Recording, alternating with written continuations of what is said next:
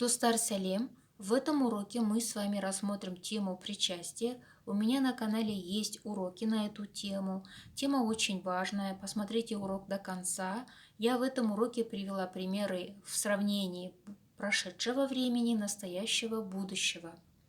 Также хочу, достар, сказать всем көп рахмет за подписку, за лайки, за комментарии. Если вы не подписаны, подписывайтесь на мой канал, чтобы я дальше для вас могла снимать уроки. Ал енді бастайық. Хочу сделать небольшую рекламу. Я выпустила сборник слов и словосочетаний казахского языка для начинающих, для тех, кто начал изучать казахский язык. Если вы хотите приобрести, можете написать на WhatsApp по номеру 7 707 508 98 35. Стоимость сборника 2800 тенге, с доставкой по Казахстану 4000 тенге. В казахском языке причастие образуется с помощью суффиксов прошедшего времени ған-ген, қан-кен, атын-етін, итын, итін. Суффиксы ған-ген, қан-кен в качестве причастия в основном обозначает действие прошедшего времени, прошедшее причастие. А атын-етін обозначает нам, дает значение причастия будущего времени или настоящего времени. Например, оқыған кітап, прочитанная книга. Оқыған кітабыңды маған берші. Дай мне книгу, которую ты прочитал. А оқитын кітаптар – книги, которые буду читать, или книги, которые читаешь. Оқитын кітаптарыңды айтшы. Назови книги, которые ты читаешь. Следующий пример с глаголом жеу. Жеген балмұздақ, мороженое, которое ели. Мен жеген балмұздақтың аты эскимо. Название мороженого, которого я ела, эскимо. Жейтін балмұздақ, мороженое, которое ем.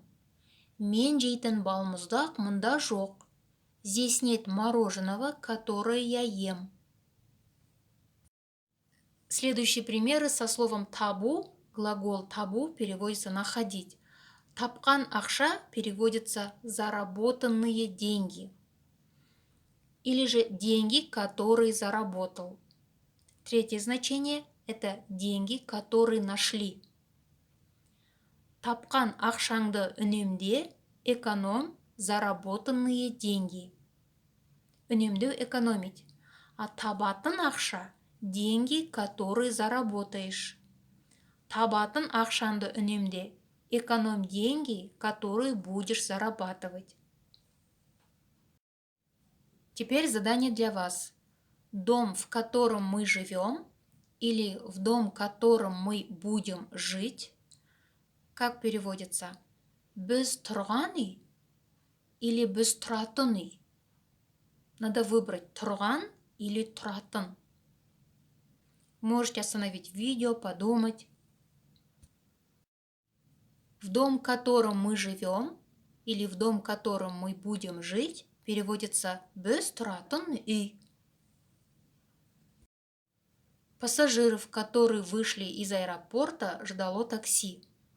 Әуежайдан шығатын или шыққан жолаушыларды такси күтіп тұрды.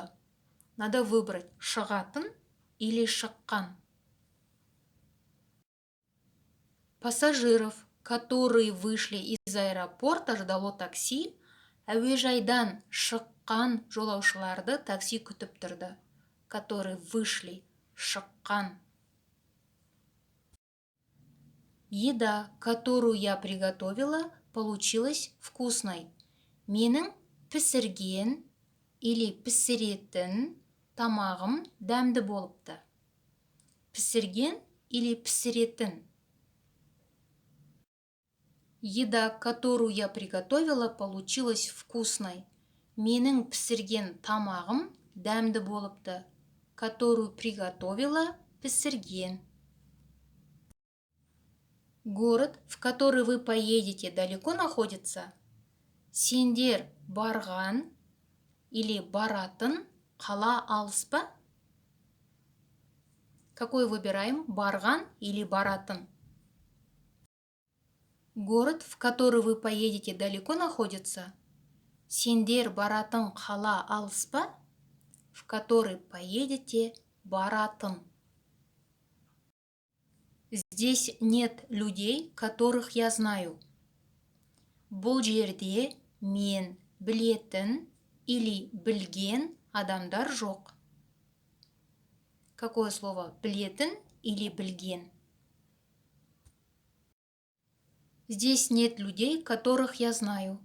Бұл жерде мен білетін адамдар жоқ. Которых знаю, білетін.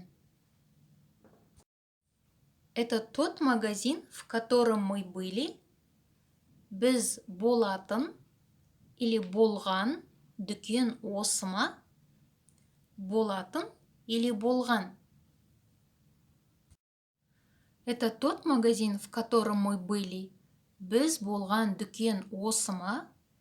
В котором были, болған. Покажи телефон, который купила.